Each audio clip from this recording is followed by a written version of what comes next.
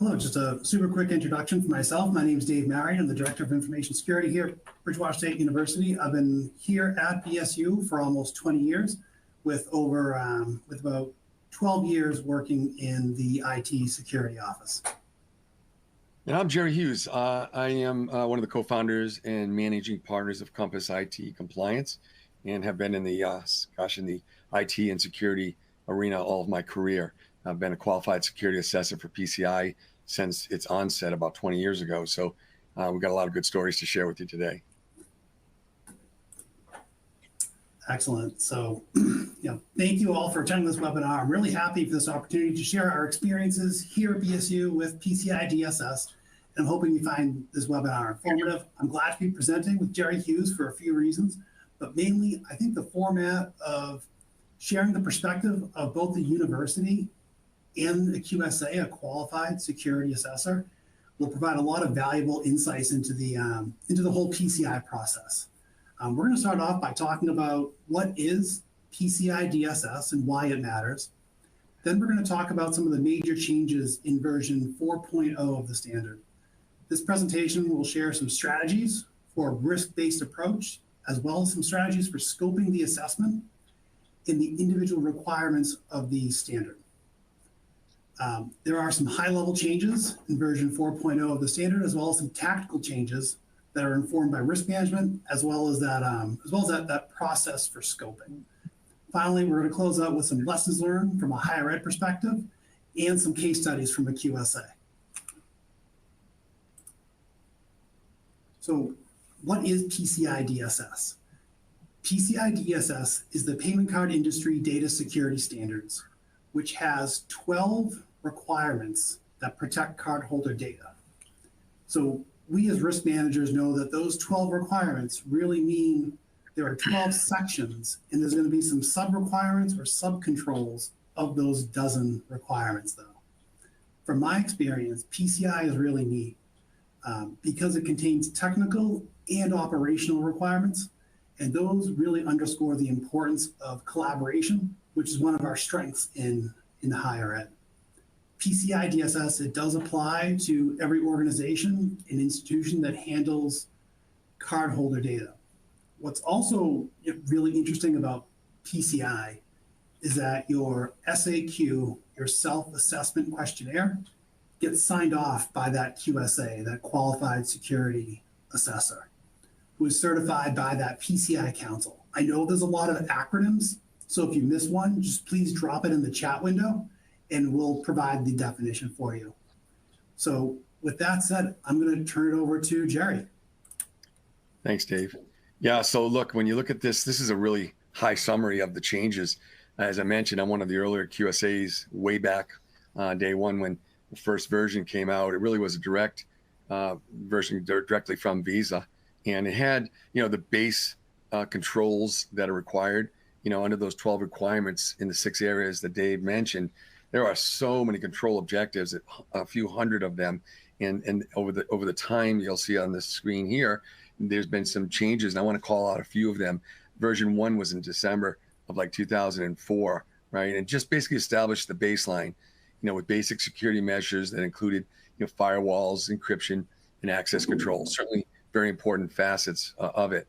And then they moved out a couple years later, and they clarified a lot of things because, even with, the latest version 4.0.1, that was a clarification of 4.0. And they're always, they put it out there because there's a group that builds these, and there's always different interpretations. So they move to always clear up questions that folks have and take input from us as qualified security assessors as well. So those changes also introduced in version 1.1 a very big concept, risk assessment, and emphasize the importance of security policies. So while they were required in 1, they really moved it up and amped up the requirements for that, which is a great thing, as you're going to hear today, because we took that further, or they took that further with version 4.0. And then, we got to 1.2, a lot more requirements were enhanced, but they emphasized the need for organizations to assess the security and risks on a regular basis. So they went from the old sort of point in time to now hey, this is an ongoing thing. We realize it's not just when that auditor comes in to make sure our house is clean. It's to make sure that we've also, on an ongoing basis, can sustain those controls operating effectively. And version 2.0, big change. right? So they streamlined again, consolidated, clarified, but they changed some things, and they had to focus on some best practices in the industry. Yeah, I remember from version 1 and some of those subversions, they had requirements about having cameras at every sensitive area, and then they realized, well, you know what if there's other controls that could make up those, or the aggregate of which could make up and mitigate the risks if you didn't have a camera. And so they kind of backed off telling you exactly how to do things, which I think is excellent, because every organization, from higher ed to other verticals, they're so different. Big change again from 2.0 when we moved into 3.0, and that was in November rather of 2013, where there was an increased focus on security, and for good reason. You'll hear me say it at least once today, and probably Dave as well. Having been in this world dealing with security and technology for years, there's a big difference between being compliant and meeting the bare minimum requirements of any law, regulation, or in this case, standard. There's a difference from that to being secure. We always talk about it and focusing on, emphasizing being secure, following those processes, and you will meet the compliance requirements more readily. So in 3.0, with those big changes, they introduced more of a monitoring ongoing, approach and testing of networks more frequently, as well as maintaining, that secure environment ongoing again. 3.1 took us in April 2015, a couple minor updates, but a removal of SSL, depreciated the use of SSL, the earlier versions that were not secure, and TLS early versions and such, that they had to put by the wayside in lieu of newer versions that were more secure, that had not been compromised. And then we move into 3.2, which has been in since April 2016. So it's 3.2.1. They had some point changes, but essentially that was the one we've all been living on for a while, and that was in effect for a while until 4.0 came out. And that focus, the change there was a lot of focus on e-commerce. Think about your businesses, the colleges, universities, and other folks on this call that maybe or have worked in other environments. We've all shifted to an e-commerce solution of sorts for different things. Many of them, they're outsourced cloud providers, and that shifts a lot of the way we look at the risks, and so we need to account for that. So they enhanced testing, more rigorous testing on those kind of environments. And then with 4.0 that came out in March of 2022, major overhaul. And this is not just something you can Google and look at. I lived this since the earlier versions. This is the most significant change that we have seen since it began. And it's good. It is good overall. It was daunting when it first came out on both the end users as well as QSAs. So every time a version comes out, we test annually and retest. When 4.0 came out, we tested in 3.2.1 and 4.0 to be able to continue performing the audit work that we do. So the major overhaul, we're going to touch, Dave and I are going to touch on a lot of these facets of it, and you're going to see how these apply, especially to the colleges and universities.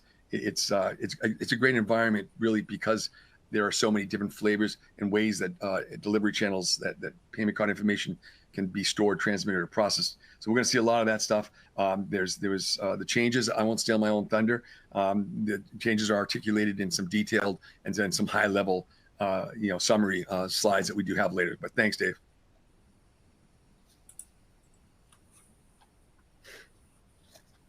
So why does PCI matter? It's a lot of it's intuitive, of course, and I'm on with a bunch of educators and such. So, I don't always like to encourage by the stick, right? The penalty if you don't do it and this and that. While there are fines, significant fines. This is interesting. I used the word standard earlier. It's not a law. It's not a regulation. It's a standard. It's a standard that came from initially the 5 major card brands: Visa, American Express, Discover, MasterCard, JCB. And they got together. They used the Visa framework initially and moved through it. This isn't a law. So if you don't do it, they can enforce penalties on you through the acquiring banks. And that is simply the banks in your environment that issue you folks on campuses the merchant ID that's necessary to do commerce using payment card information. So with that said, it's as swift if you think about it. Look at and try to think of a business, any business on or off campus that does commerce that doesn't allow credit or debit card or stored value cards. That's hard to find these days. So if you or your business needs or relies on this as a form of payment, you need to be compliant, or you may lose that right to do so. Yeah, and you will get penalties as well.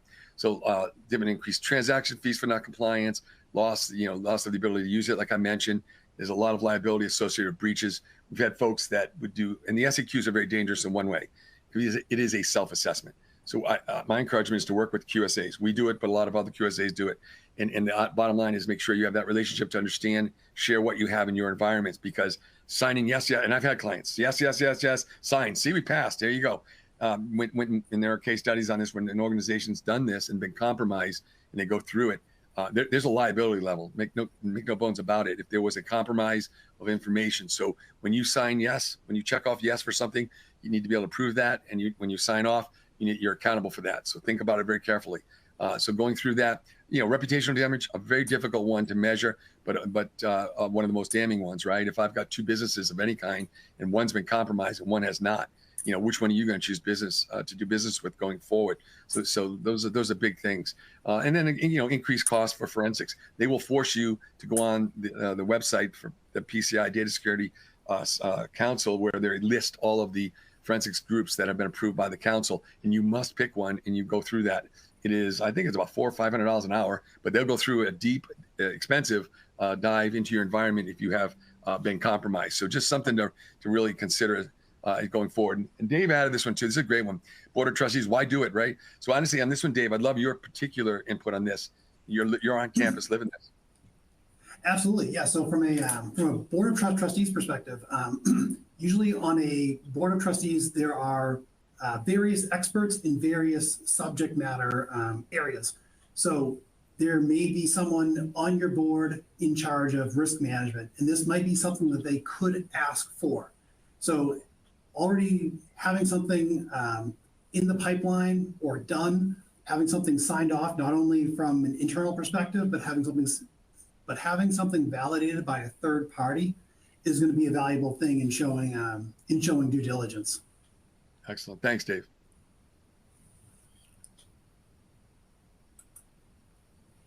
So what's the root cause of a breach? What's the root cause of any breach?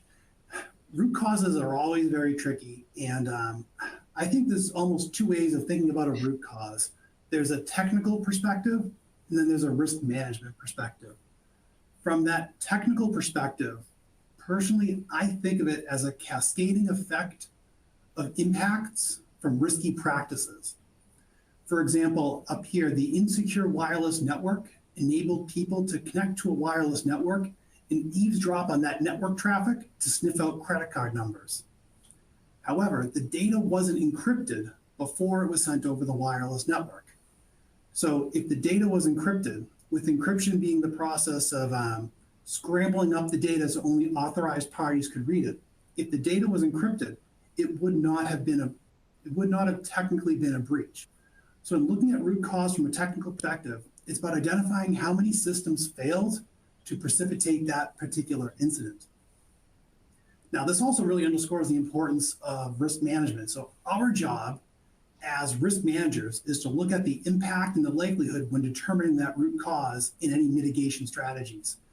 And really ask the question, which activities reduces the impact and likelihood the most within that context of managing scarce resources? So if you search for credit card breach root causes, these are the ones that you'll end up finding. Some of them sound a little silly, but really highlights the importance of having that strong security program that really infuses itself into the organization's culture. Again, from that techie perspective, every control will eventually fail, which is why your IT security office or your cybersecurity office is going to be advocating for defense in depth, which really means layering in multiple security controls. It's a very collaborative process because these security controls can be resource intensive and costly, right? Resource intensive, not only from a financial perspective and a human resource perspective, but can also come with some opportunity cost, right? So we know risk can be positive or risk can be negative. There's also an opportunity cost to doing all this. So if your IT department is out building a lot of controls to secure things, there's a bit of an opportunity cost there in other areas of stuff they just can't get around to doing. So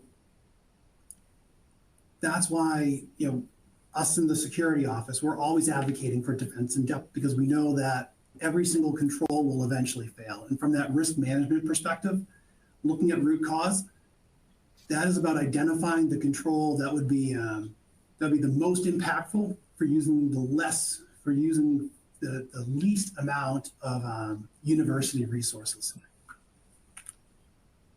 I'd like to turn it over to Jerry for major changes. Major changes, and we are only scratching the surface on this. This is, as I mentioned earlier, when we looked at the historical timeline associated with the payment card industry data security standard, 4.0 and now 4.0.1 it's involved 4.0 first of all involves 64 changes. 51 of those go into effect and are requirements in March of the end of March of 2025. So like they've done this approach before where they'll go, okay, we've got some changes, never this many, but we've got some changes, and we'll do many of them now, and then some of them now and some of them later.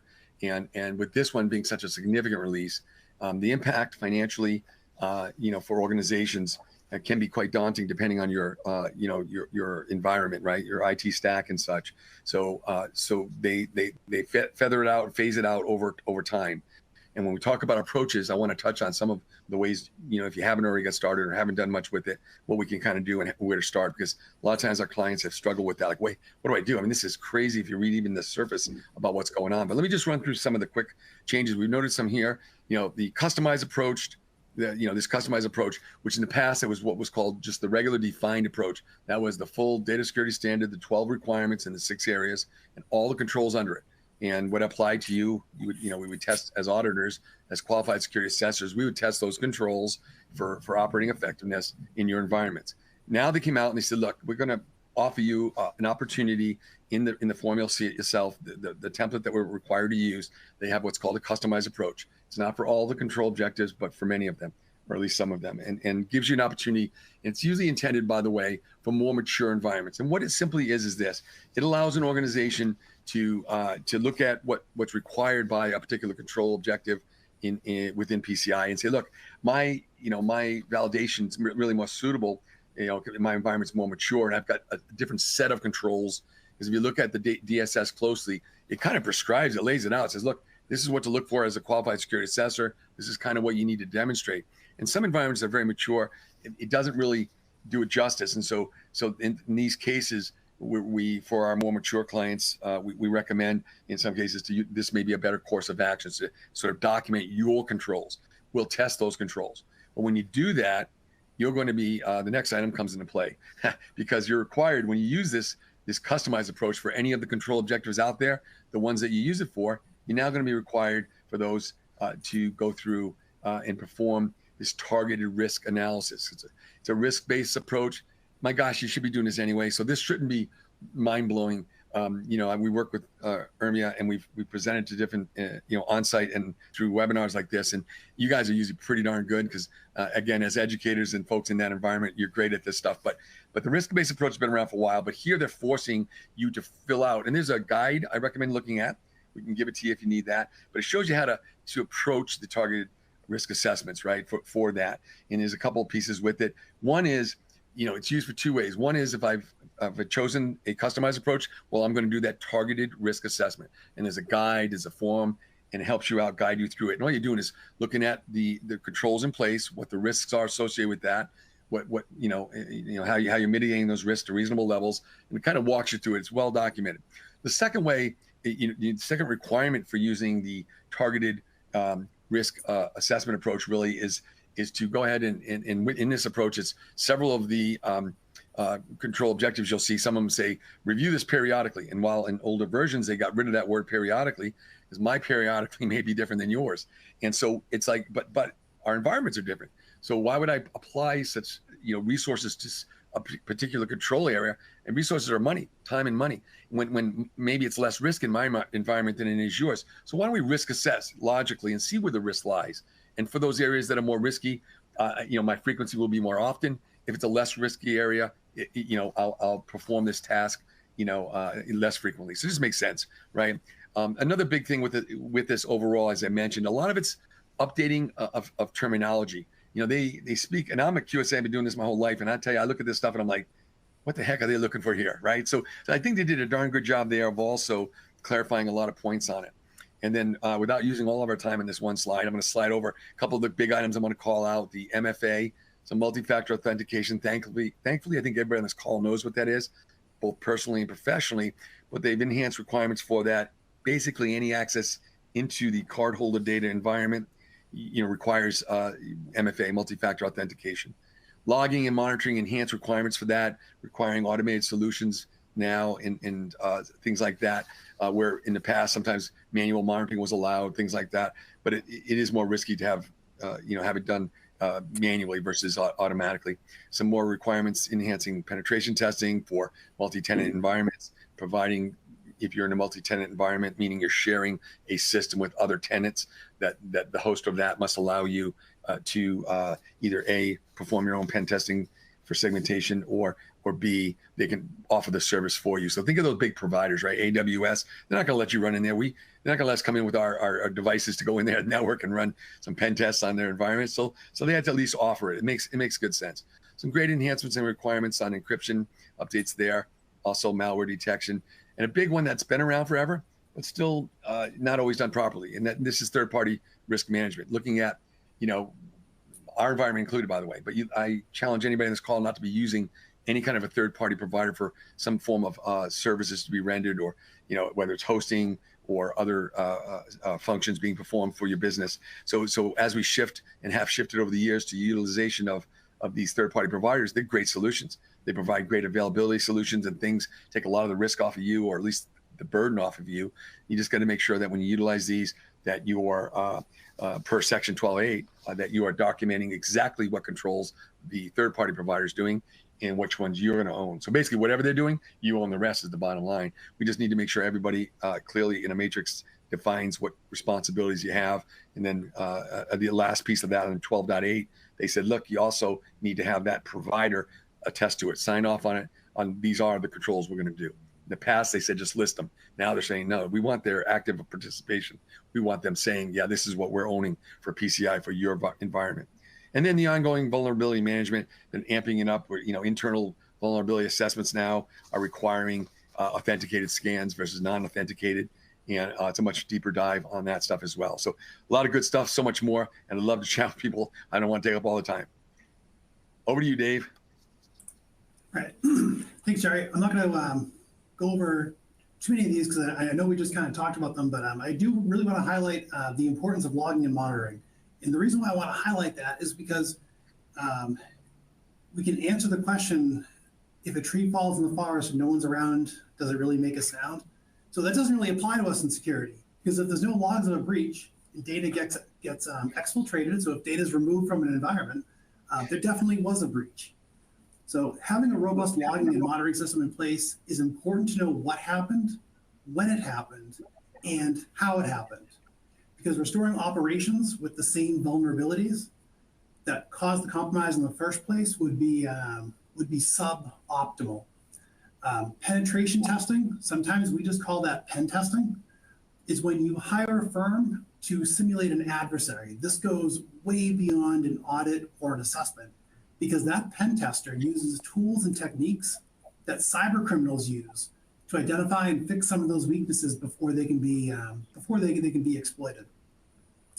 I also just want to touch very briefly on vulnerability management, because it's one of the things that sounds so much easier than it is. But not all vulnerabilities can pose the same risk to an organization. Vulnerability and vulnerability scoring is not a perfect system by itself. It really needs to be risk informed by threats as well as your environment. So what I've noticed over the years is that it's easier to patch software sometimes than it is to understand the impact and likelihood of that vulnerability being successfully exploited by a cyber criminal. So I also do want to touch very briefly on third-party risk management again, because we as risk managers, we know that risk can be transferred, mitigated, avoided, or accepted. This ensures you're only doing business with companies that are also PCI compliant. So vetting those third parties doesn't have to be a full-blown risk assessment, but you can ask for their attestation of compliance and verify that and verify that it's been signed off by someone who is certified as a QSA from the PCI Council. So I'd like to kick it over back to Jerry to talk about some of the high-level changes. Thanks, Dave. And some of the ones that, and this is funny, one of them, for example, access control, we talked about that earlier. So you talk about, think about password lengths. And this is, to me, very sad, and I'm sure you, Dave, as well. The PCI data security standard up to this point required a length of 7 for a password. That is insane. Whereas now, at least finally, they've amped it up to 12, so 12 characters. So that's progress with the mandate of a minimum of 8 if the system is it has constraints associated with it. So it's like it seemed like it should have been there forever, but it certainly just wasn't. Things like that, and also requirements about reviewing of access controls more more frequently. So they're requiring a biannual review of all user access accounts related to certain related access privileges, right? So usually the emphasis is on elevated privileges, those administrators, if you will. And then for good reason, right? Big push on detection and protection of phishing against these phishing attacks. Still extremely effective, while a lot of tools are out there to help mitigate some of the risks associated with it. Still, one of our biggest defenses is education. I mentioned the MFA requirement too, so any access in, that's a big one. Daily log reviews, using automated mechanisms, which is nice now versus the manual way it was done. The authenticated scans. One of the things I didn't mention when I was a little remiss when I did mention the change when we talked about the customized approach. If you're using the customized approach by choice, there's another document and term out there called compensating controls. If you chose the customized approach, you can't use the a compensating control for your own set of controls that you just set in there.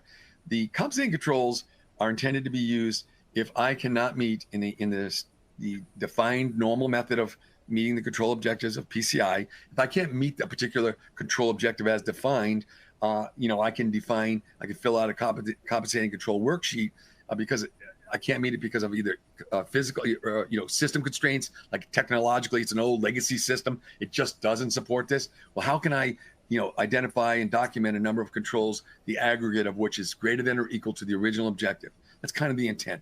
And there are also other financial constraints. So if you either can't meet it because of the systems, because it's an old legacy, and or you can't meet it because of financial burden, now you qualify for the compensating controls. And remember, you can't use it during the customized approach. So you can for the others. I did touch on the risk-based approach. This is throughout, by the way. And again, the two big purposes.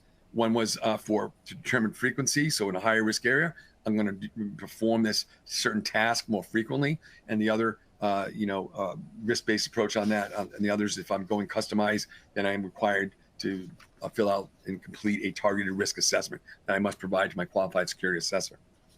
So those are some of the bigger ones there. And I'll certainly field questions after if anybody's got more, but it gets a little crazy.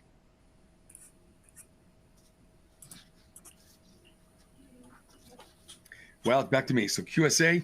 So here's the deal. When any kind of audit, in this case, we're doing an audit of your environment. It starts with scope, right?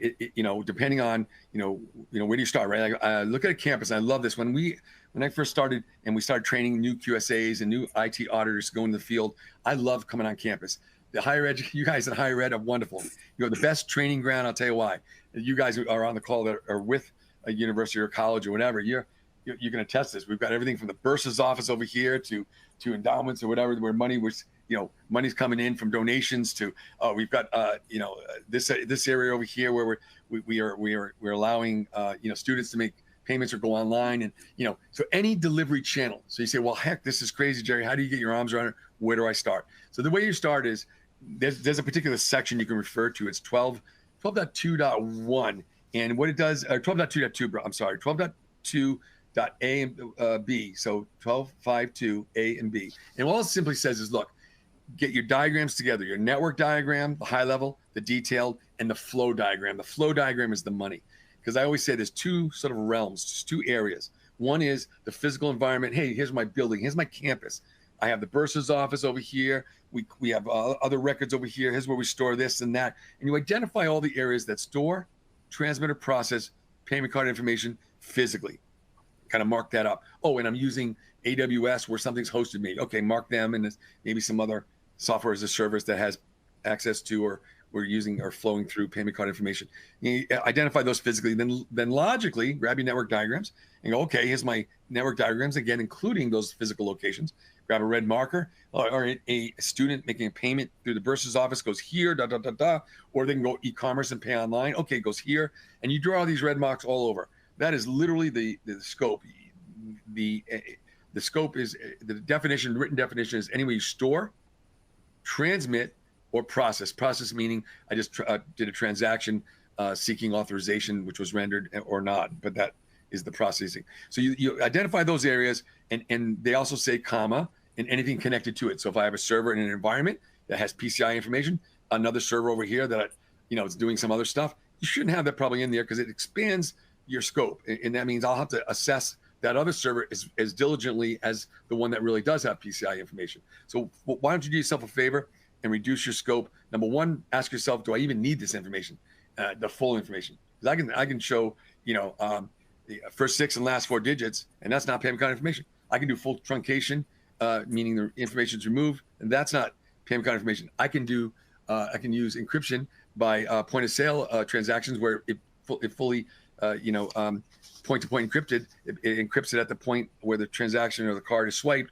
and then from there forward, it's a meaningless token. It is, it takes you out of scope from that server beyond. So there's a lot of great techniques, but the first one is, do I even need that data? And then if I do, let's reduce the scope. Let's get those unnecessary systems out of that segment.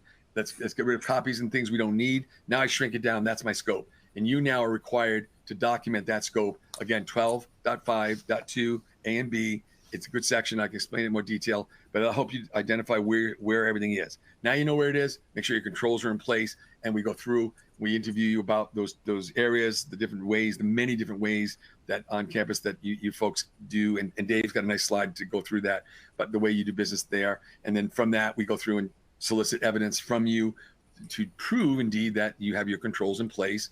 Along with the evidence, we'll interview you to make sure we haven't missed anything, and you go through that whole process, and then we complete the form. We both review it and for accuracy, and then the qualified security assessor moves to sign off. But that, from a high level, is kind of the approach, and starts with scope. Thank you, Jerry. So the approach the approach mattering from a university's perspective, ditto to everything Jerry said.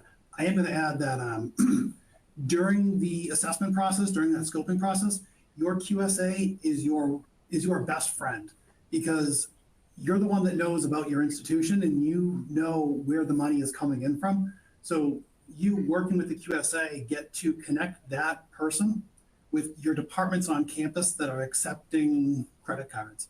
So to be honest, employing those risk management strategies and techniques for everything is going to be very resource intensive.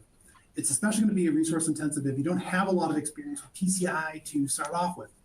And for us in higher education, especially at our size, it just doesn't really make too much sense to have someone on staff keep up with all of the PCI requirements every single year and become certified in this.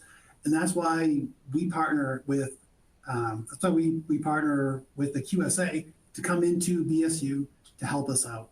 So the other thing that I'd also like to talk briefly about is security and compliance. We've talked about it a few times. So we always kind of think of it as a Venn diagram, and we win when we can make it look like a circle.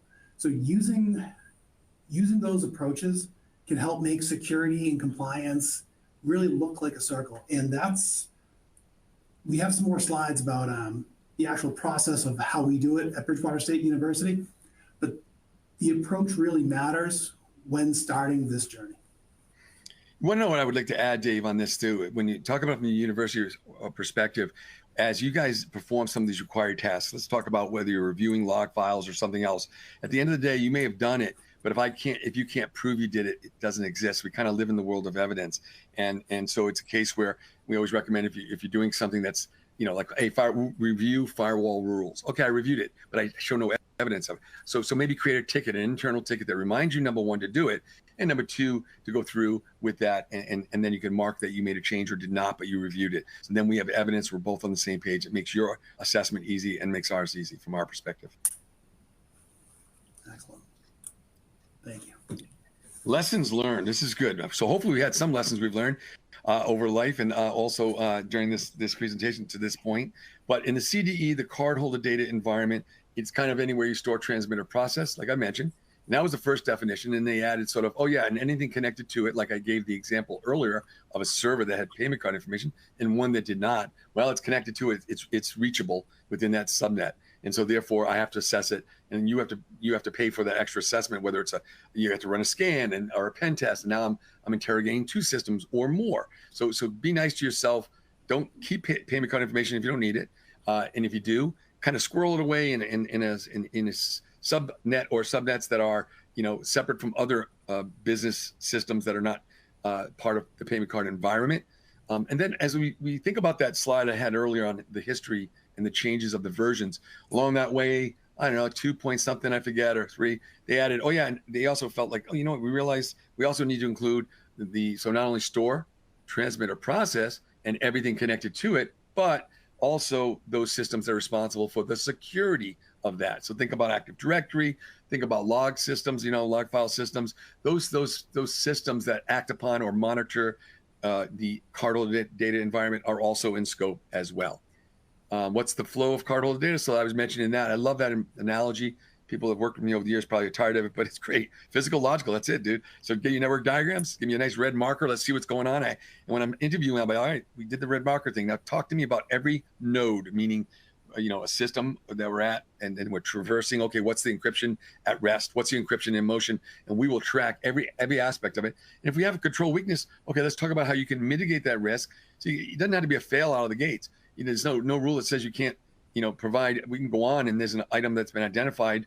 The college or university can go back. All right, let me address that. I'll retest the control, and we move on. And ethically, honestly, that control is in place. So there's a way to work with it, and just be. Dave mentioned it. Work with your QSA like you would any other IT auditor or financial auditor, for that matter. We're here to identify and help find problems before they become real problems. So moving through the rest of these items, the third-party service providers. My gosh, that's huge. And like Dave said earlier, one of the best ways to do this, and it's a requirement in Section 12, is to get the attestation of compliance, basically the demonstration by another qualified security assessor that this vendor indeed went through the process. If they don't have that, it's not the end of the world, but if they don't have that, then now what has to happen is either A, if I'm your QSA, I have to audit them for the services, or at least the part of the services that you're using, or B, they have to go out and get one now and get that done. Or C, you cannot pass if that void exists. So it's a big item. So do your homework, look at your service level agreements with these providers before you sign the bottom line. Last couple of things, positive externalities. You're looking at, defining data stores locations. This is important, and it's part of that scope I talked about on one of the first slides, right? Laying it out, and this is for any aspect of when you look at controls and security. It's like, where's my secret sauce? Where's my PII? Where's my student information? Any other information that's confidential? I first need to know where my data store locations are, and then I move to protect them. You can't run out and stop protecting and doing, and you need to know where they are, and build out that control of those controls around it, minimize the footprint. And it's an ongoing process. A lot of folks go, hey, it's a point in time. While the audit may seem and feel like a point in time, and we are looking back, the ongoing compliance requirement is a day-to-day, hour-to-hour requirement, and you're required to do that. So there's a lot of burden on you. Documentation of the data flow, like I said, the flow diagram is going to be your best friend, because you know what? Your changes happen all the time. Your college or university is changing. Your providers are changing things. So as that changes, look at the flow diagrams. Are we still protected? Yes, no. How can we make those changes to maintain our compliance? And then assess those third-party risks. What are they performing for us? The provider, do they have their own, attestation or SOC 2 or some inkling of what they do? And then maybe the auditor needs to supplement some of that to make sure they're secure. But that's a big piece of it. And when you're dealing with outside providers, again, get references, get those attestations, make sure it's in the contract, and it will serve you well.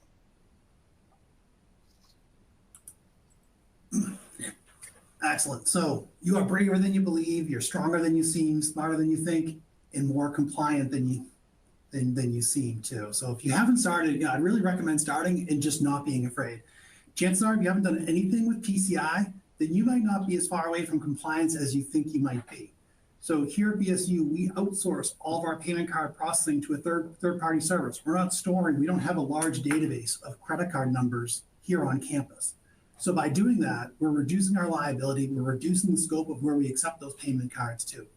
So not even considering compliance for a moment and just looking at it from an operational perspective, it makes sense not to have too many of those processors or too many of those third parties, because each one would need to be reconciled back with your general ledger, right? So the big takeaway from this slide is be not afraid of starting PCI if you haven't already done so. And your finance team are probably much further along and closer to compliance, if not already compliant, than you might think. Because as Jerry says, it really comes down to scoping. And when you're working with that QSA, they can help you figure out how to use some methodologies to reduce that scope. So one really quick example is using the right type of card readers. If the card readers are certified by the PCI Council, then the network and devices that they plug into would not be considered in scope. So just by using the right card readers, you're reducing the risk of something happening, but you're also making less work for the IT department to put the right controls in place to maintain compliance with those requirements. Yeah, those point-to-point solutions. Excellent. So PCI DSS from a university's perspective, I'm going to walk through the process we use here at BSU to maintain compliance with PCI DSS every year. I always kick off the assessment and remind folks that we're hiring someone to come and validate the good work that we're already doing, and make sure to send an email when we're done congratulating everyone on a job well done. It's important because when people think auditors are coming in, there can be an inclination to say, only answer the questions the auditor is asking and nothing more. But that really can't be further from the truth when it comes to PCI. It's not an audit like you think an audit would go. It's really about making sure you have secure processes for protecting cardholder data.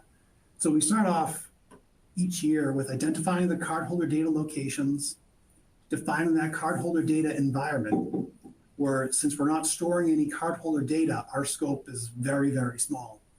And then working with our QSA, we get to scope which requirements apply to the institution.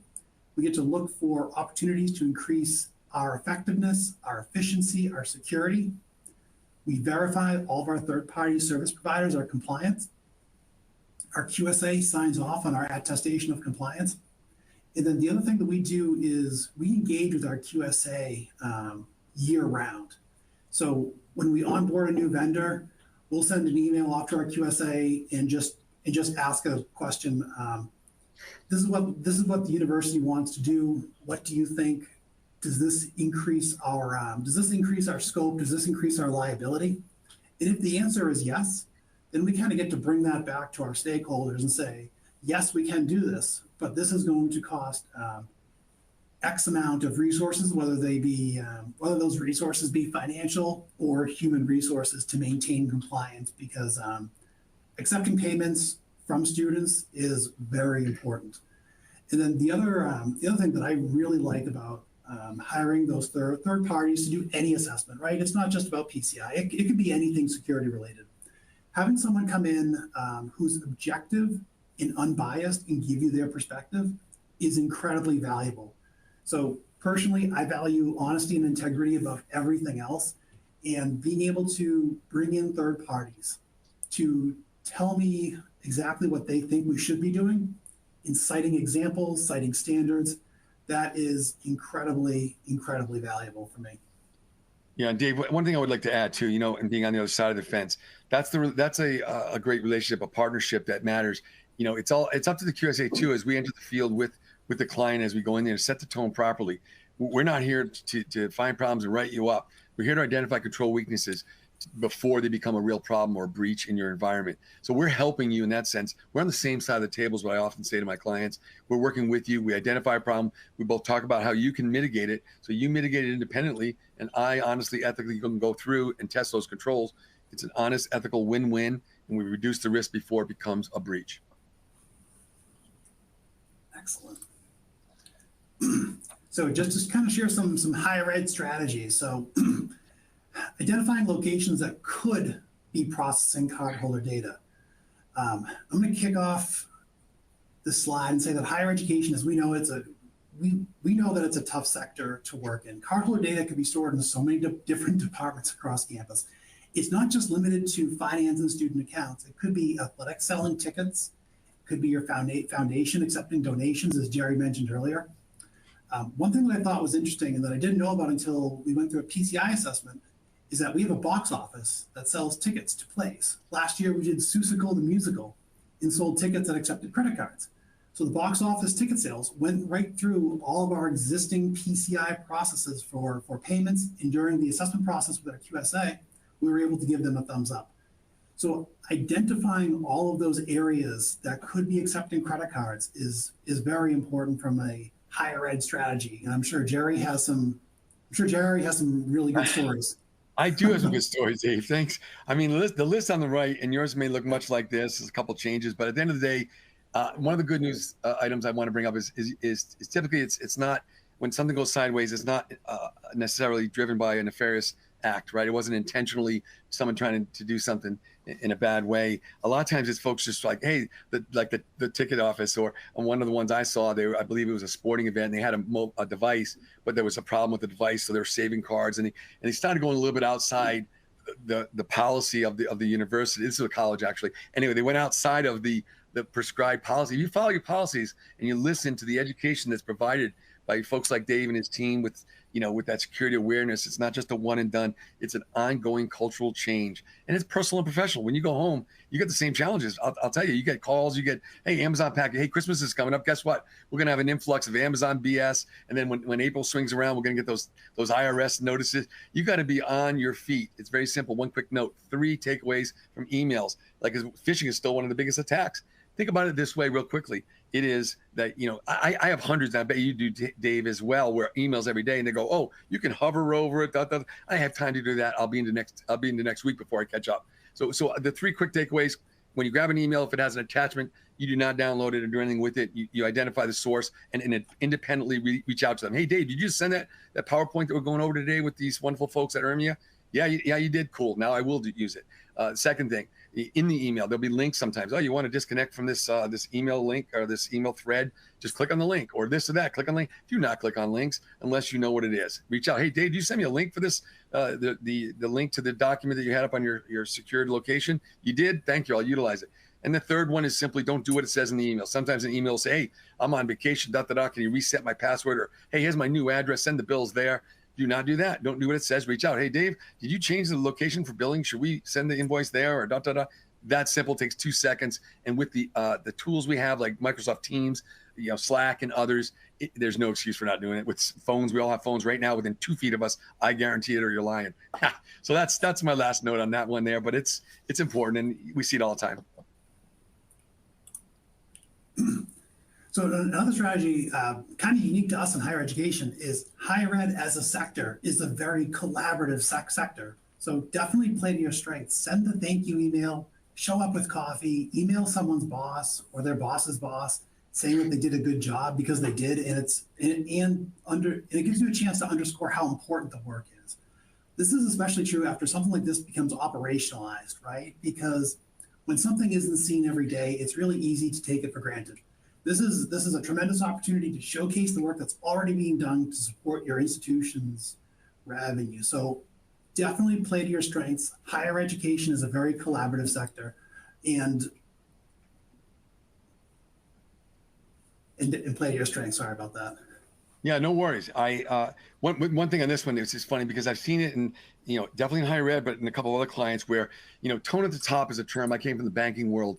It matters, right? So you need to, I love what Dave said about they'll embrace it. They'll tell them, hey, we have assessors coming on site. And then after the assessment, hey, you guys did great. Appreciate the participation. Have that buy-in and that tone at the top, the right environment. It's going to yield good results all around. The other note we had, this is a true case study we had, or an example of when we had a situation where, the management they didn't get it. And anytime someone screwed up on something, boy, they beat them down. So when which is the wrong approach. If you identify a potential issue, you should feel comfortable reaching out. If Dave's my security officer and I did something wrong, I'm going to reach out. Dave, you know what? I know our policy said this. I was on the phone with somebody, or I clicked on a link. I shouldn't have done it. Can you help me out? And we'll get on it right away, sooner rather than if in that scenario I sit on it and now it's in my system and it exfiltrates and moves out throughout the network potentially, and it could go in bad ways. So embrace your employees and the training. If they make a mistake, train them again. Eventually, yeah, you might need to enforce beyond that, but most of the time people want to do the right thing. Don't scare them from doing the right thing. Excellent. I don't know if this is unique to us here at BSU or if it's a higher ed thing in general, but the other strength you get to play to is that higher education employees tend to be lifetime learners. I work with a ton of very smart people who typically want to hear about a process, not from a 64,000 foot view, but they really want to understand the why and the how. So we get to provide context to their day-to-day work. So that quote, "a rising tide raises all ships," comes to mind. One quick story I have about that is when we're onboarding new vendors, I don't even attend the meetings. I'll get 3 or 4 emails from folks in the meetings saying, "Hey, Dave, they mentioned that they were taking credit cards." And that's my cue to reach out to the project manager and say, "Hey, I heard they were accepting credit cards. Let's first ask for their attestation of compliance, and let's look for those look for those data flow diagrams of how that's going to work."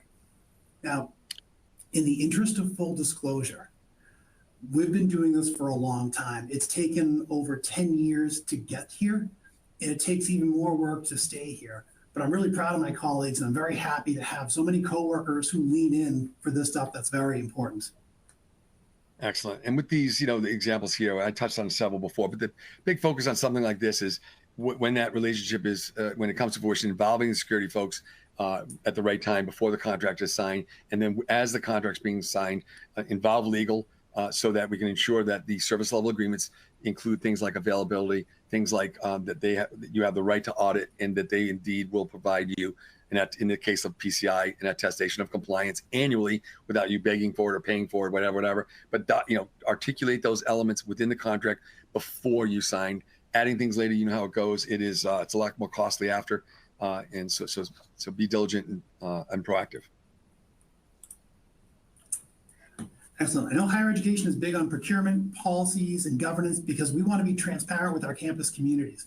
So the procurement department can be a great source of information about who's buying what, but also here at BSU, they're managing all of the contracts, just as Jerry mentioned about the importance of contract management. So when someone's buying something that's going to be accepting credit cards, my friends in procurement will reach out to me too. So this kind of creates a good problem to have for myself, because when we're onboarding a vendor that's going to be accepting credit cards, that's accepting credit card payments, I could get half a dozen emails from different folks saying, "Hey, Dave, we're taking credit cards here. You need to reach out to this person." And again, the only challenge that I would have at that point is remembering that I already asked this vendor for the attestation of compliance. That's happened a few times over the years where I've asked the same vendor for an attestation of compliance within a few weeks. So good problem to have. It does take some time to get there. It takes a lot of encouragement of folks to do that. It takes a lot of thank yous, but once you're there, it's a great place to be. See, you got a good culture, Dave. That's awesome. Some of the examples, I'll give you a brief one. It was a university in the New England area that had a situation where it was sadly some of that siloed stuff, and I presented in New Orleans. So if anybody was there at the EMEA event, I spoke with my colleague Brian Kelly about this situation where some folks are like, "Oh, where do I get it? How do I get my arms around these relationships that may exist across campus, things like that." And I go back to what Dave said: procurement. Go back to your CFO.